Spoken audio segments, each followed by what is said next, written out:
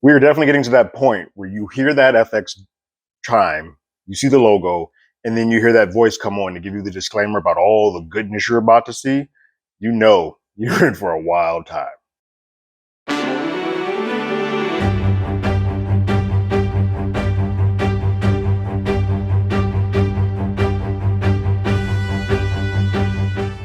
Hello, everyone. Terrence here with Hollywood Already Did It. If you haven't already, go ahead, like, share, subscribe to the channel, leave a comment, ring that bell below. Anytime we have something, you will be among the first to know. This is late. No kidding. But I originally did a video for this and the audio didn't come out the way that I wanted. So I scrapped that video and had to redo it again. So normally I'm going to come a little bit closer, like either the next day of, if I can, or the next day after a release. I will have these videos up. But also for anybody who was just now watching, I know we've got a lot of new members thanks to the Masters of the Air series. But for the first couple episodes of any new show, I'd never get into spoilers, mild spoilers, but I don't really discuss the show. Some of that is because I want to sort of fill out the first couple episodes to see if it's something that I actually want to stick with and actually be a part of.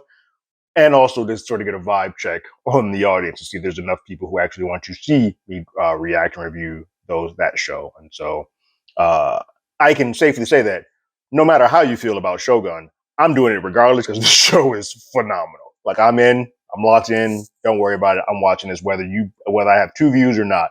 This is going to be one of those shows that I'm a part of. I must say that I was ignorant to the book that this was based on or the previous miniseries. I had no knowledge of either. Now that I am aware, I'm definitely not going to watch the miniseries. But I will probably read the book, but kind of in tandem to where we're at. Like with Game of Thrones, whenever I got onto that series finally, and I'll talk about that in a bit. I wanted to be immersed in the series without sort of being spoiled by, oh, I know what's about to happen. Let me see what this is about to happen. It's kind of the opposite of Last of Us. Like, and don't get me wrong, I think the Last of Us show is knocking it out of the park and it's great. But being a gamer and I've played the game, I know all the beats that are about to take place. It is still amazing to watch. I don't want that viewpoint when I'm going through watching Shogun. These first two episodes of Shogun are specifically sort of set to establish the players, the sides, and sort of the political and that's not a word, religious power struggle that is happening back and forth between multiple sides. For me, I think the difference it took me a very long time to get into Game of Thrones. And I watched the pilot episode of that probably 3 different times before I just stuck with it and all right, I'm going to power through. I couldn't connect. And some of that is because there was an overwhelming amount of characters that they wanted to put on the table at one time. And I just could not find my viewpoint, my focal point. Who am I supposed to be attaching to? It was hard. And most of those folks weren't likable.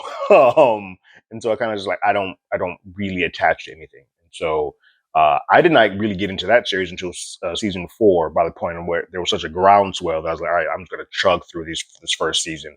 And once we got to the Red Wedding, well, all bets were off. This show gets me in the first 2 episodes. A lot of that is because they give me one viewpoint. This is Lord Tornaga's show.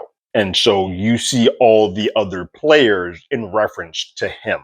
He is our beacon. He's our viewpoint. So you give me one person, that's my fixed point, and then we sort of interact with all of these other people. And yeah, we have a moment where they interact without him, but they are established with him being the point that sort of bridges them all together. Hiroyuki Sanada is phenomenal.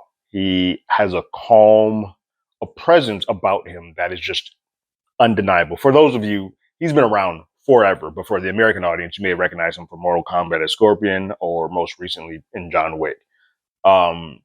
Bullet Train too. Some people just have charisma and he has it. And you're watching, you see some of the calculating pieces of it, and you also see some of the like, hey, I command the room without saying much. All the people of his followers, they know you step out of line, he's the person that you kind of have to talk to, and he handles it with such calm and level-headedness. Whereas the people in the Council of Regents have a lot of anger or jealousy that come out, and you can see it. He is very much even keel. Sort of give a small little synopsis of what these first 2 episodes are.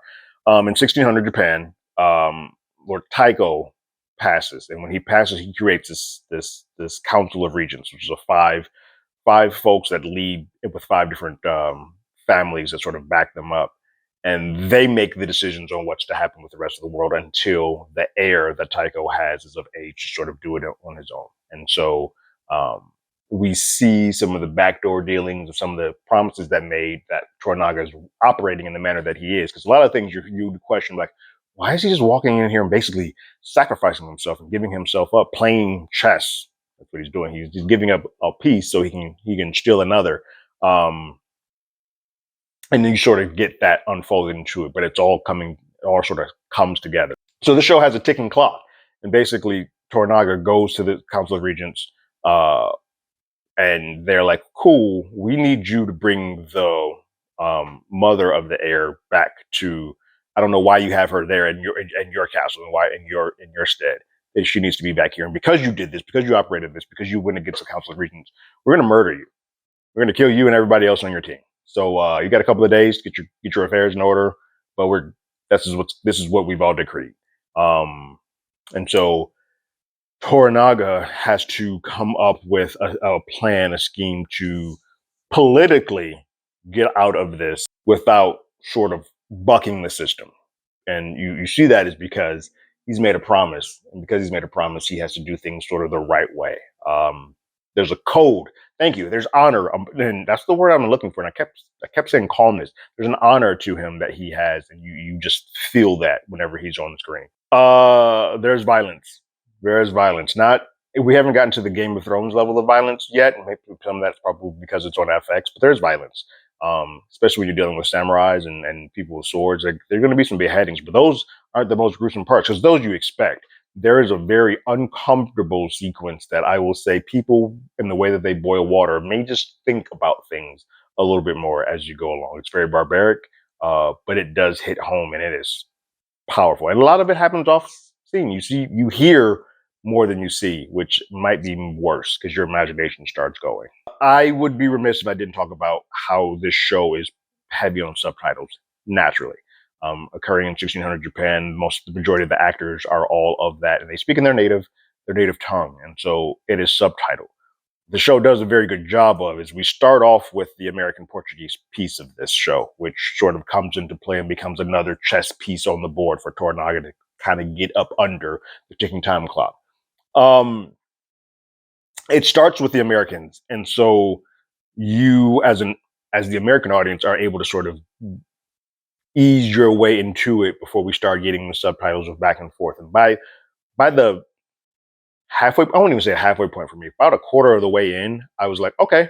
I stopped noticing that we were switching back and forth from American to subtitle with Japanese. Like I stopped noticing.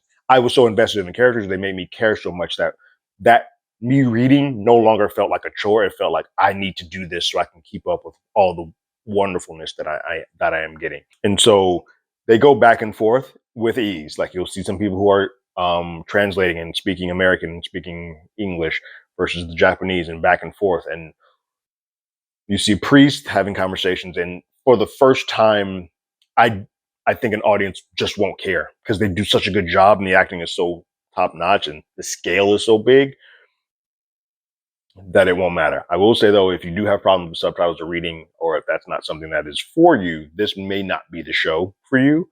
That is the only sort of knock that I have. It doesn't bother me at all. I'm perfectly fine with it, but I do know some people actually do have a like allergic reaction almost to subtitles. Like I said, I'm going to do all my spoilers and all that good stuff in future episodes, so I'm not going to get heavy into that, but I would be remiss if I didn't mention Anna Sawai, who plays Mariko. Whoever her agent is, kudos. That girl's working. She was also in Monarch as the lead in Monarch. So here she plays a Ko. She is phenomenal because she's playing a completely different character than what she played in Monarch, where Monarch was very more anxious, strung out, sort of suffering from PTSD. This character is a lot more stoic. She is the prototypical young Japanese woman who sort of has to keep her place, but there's something behind those eyes. There's a great scene that happens with her very early on where she has to help someone out of pain because you can tell that she herself has gone through that at some point in time, and we subsequently find out that was the case. I just wanted to mention how very different those characters are, and in how such a short period of time we've been able to see her in two different, completely different roles, two high-profile roles, back to back. So kudos to her. I'm hooked. I'm not going to get too much into it because we're not going to go into a deep dive in this, but this show is fantastic. I'm hooked from day one, which is something that has been very different from Game of Thrones, as I said. The intrigue, the power, the religion, the struggle, the chess games that are sort of playing between multiple families and multiple people, sometimes even within the own family. Chef's kiss. I'm in. You got me. You had me at the FX logo in the disclaimer. I was in. So this checks off boxes that I didn't even know I had.